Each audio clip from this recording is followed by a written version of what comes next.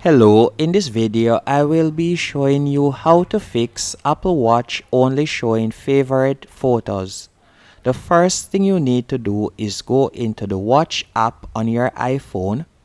Then you are going to scroll all the way down until you see Photos.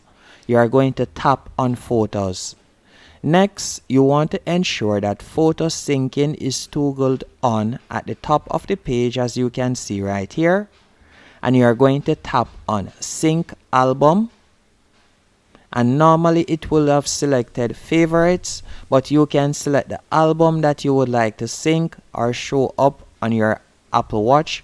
So for example, you could select Recents, which would be the second folder right here, and that will show all of the photos as soon as you have taken them on your iPhone. Hope you found this video helpful and informative. If you did, be sure to hit the like button and subscribe.